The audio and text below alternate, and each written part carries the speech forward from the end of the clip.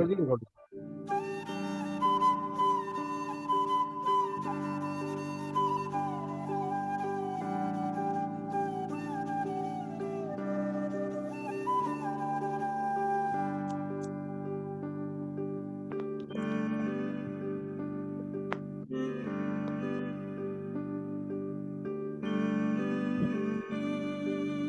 हरीश भैया, हाँ जी, आवाज आ रही है? आवाज आ रही सर, आ रही है।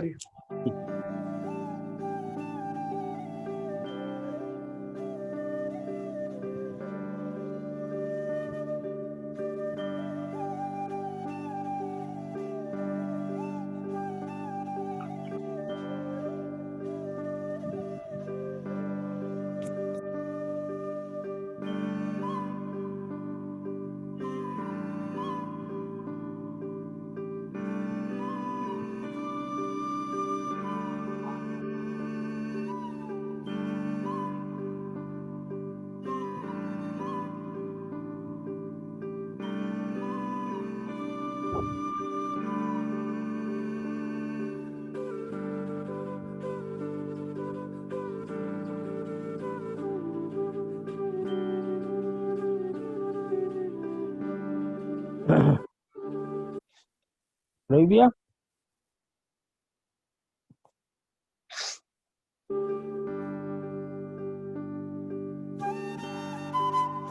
हाँ महेंद्र भाई, शुरू करें। तो एसपी पाटिल साहब अभी आए थे वापस, एसपी पाटिल साहब भी आ जाए।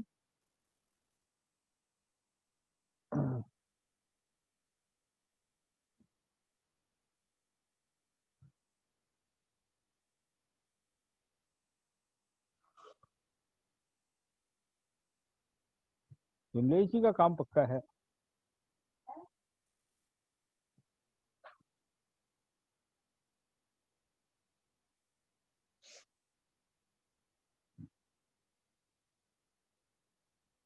विमलेश जी,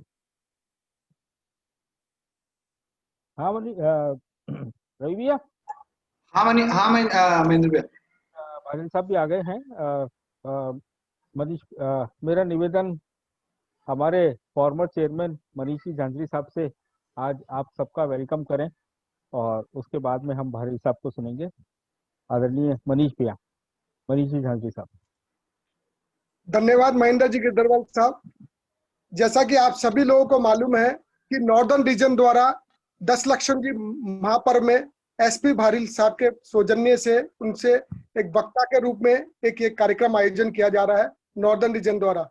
ये महेंद्र जी गिरधरवाल नॉर्दर्न रीजन की पूरी टीम को बहुत बहुत धन्यवाद एवं साधुवाद। इस तरह से इन्होंने कोरोना काल में भी इस तरह के 10 लक्षण पर्व में ये आयोजन किया।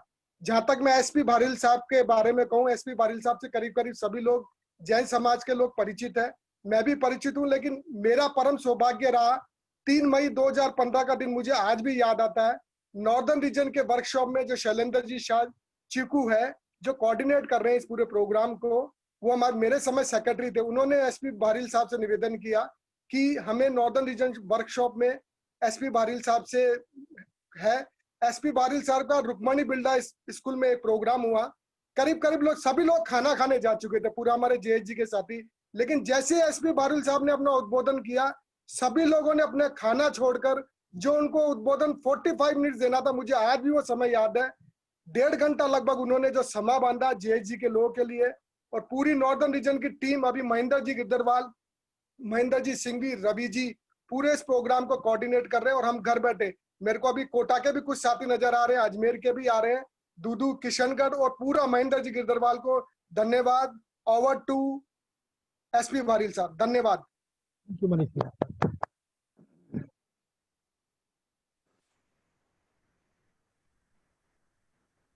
बहुत बहुत धन्यवाद।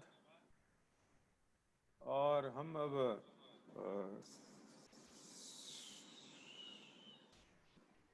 शुरू करने जा रहे हैं आज का प्रोग्राम।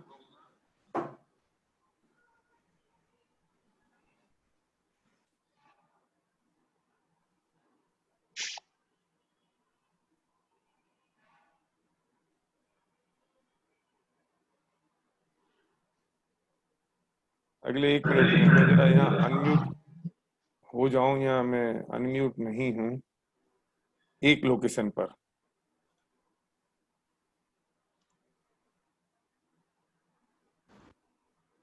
जी बिल्कुल।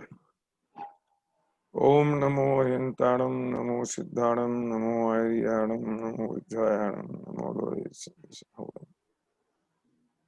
ऐसा पंच नमोकारो सर्व पाप प्रणाशो मंगलाणम सभ्य से प्रणाम भवै कर्म निकल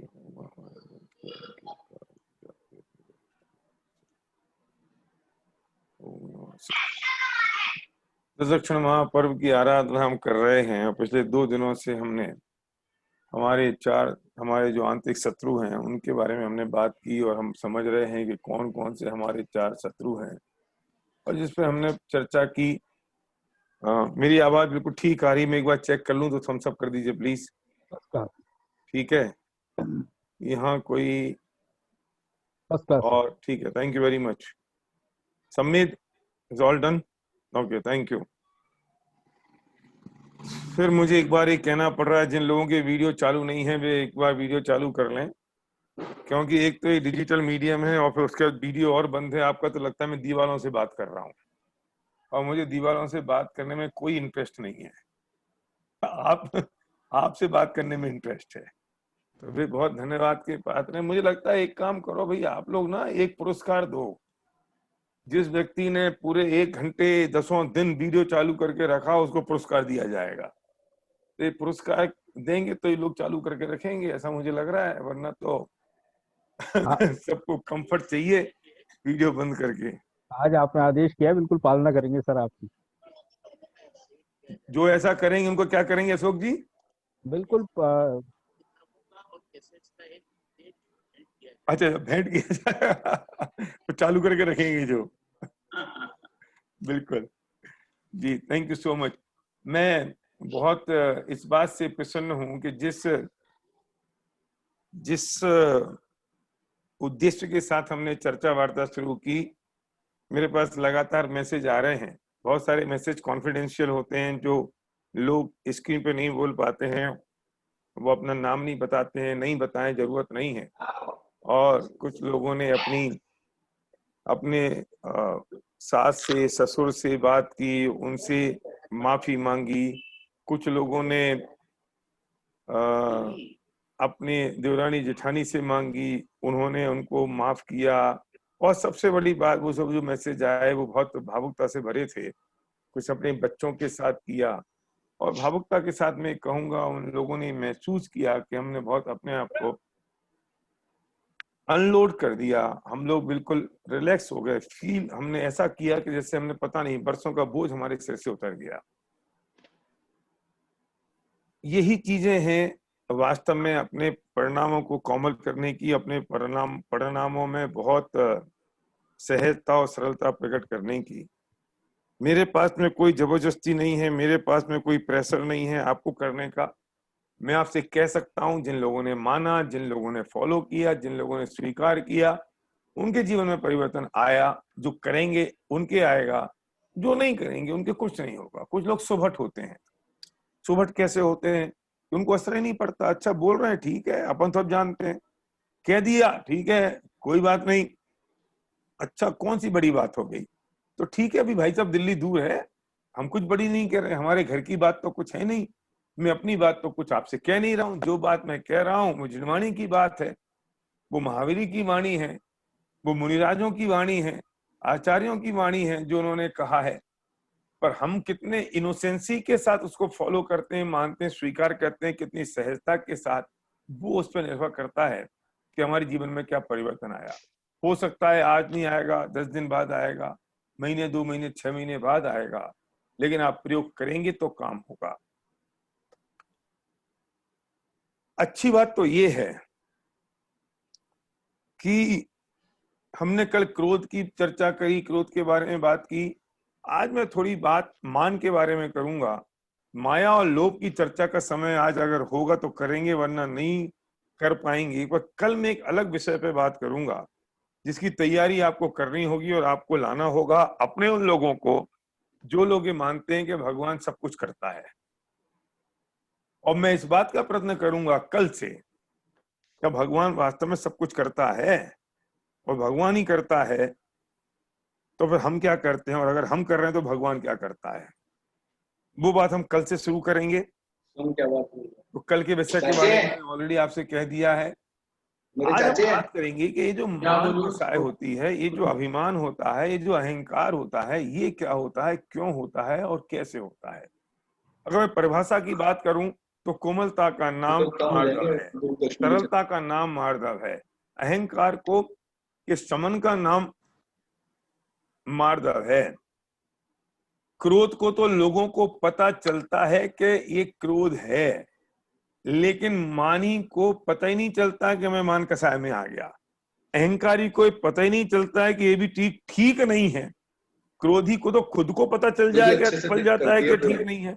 क्रोधी को तो ये मालूम पड़ जाता है कि ये मुझे नहीं करना है। क्रोधी को तो ये पता चल जाता है कि उचित नहीं है, दुनिया भी कह देती है, लोग भी कह देते हैं। लेकिन जब ये मान कसाय ऐसे होती है ना, तब बड़ा संकट का काम है। मान कसाय में से समझ में नहीं आता कि मुझे करना क्या नहीं करना, करना चाहिए कि नहीं करना चाहिए। इसलिए इसे बहुत सतर्कता के साथ और अलर्टनेस के साथ इस पे काम करने की जरूरत है। अच्छा, मैं पूछता हूं, जरा एक बार ऑब्जर्व करो और ऑब्जर्व ये करें कि ये मान कसाय होती क्यों है और कैसे होती है और किन कारणों से होती है। ये जो अभिमान चढ़ा, ये अभिमान आया, इस किस वजह से आया, किस कारण से आया, बोलो प्रमोद जी। ये तो कह नहीं सकते कि हमें कुछ नहीं है भैया, क्योंकि ये तो मैं कह चुका हूं कि अभी तो हमारी भूमिका ही नहीं है कि हमें कह सकें कि हमें नहीं है। चलो ऐसे समझ में नहीं आएगा, थोड़ा सा और आगे बढ़ते हैं। मैं भी उन परिभाषाओं की बात नहीं करूंगा जो शास्त्रीय हैं, मैं चर्चा पर मैं शास्त्रों की करने वाला हूं। कौन सी चीजें ऐसी हैं जिनकी वजह से मैं अपने आप को बड़ा मानता हूं।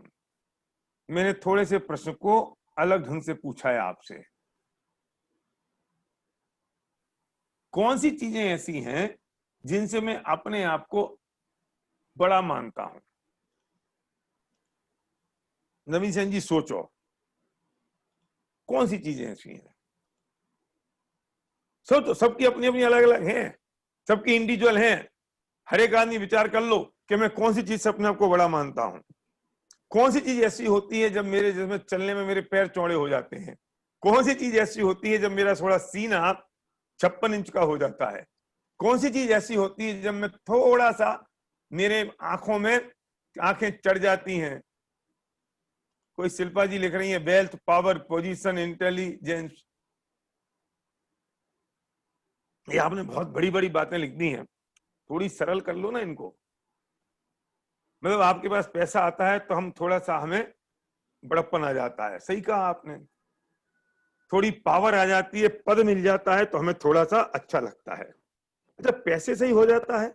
जब आपके घर में 10 लाख रुपए की कार नीचे खड़ी है, जब कार अपने घर में लेके आते हो तब कैसा लगता है।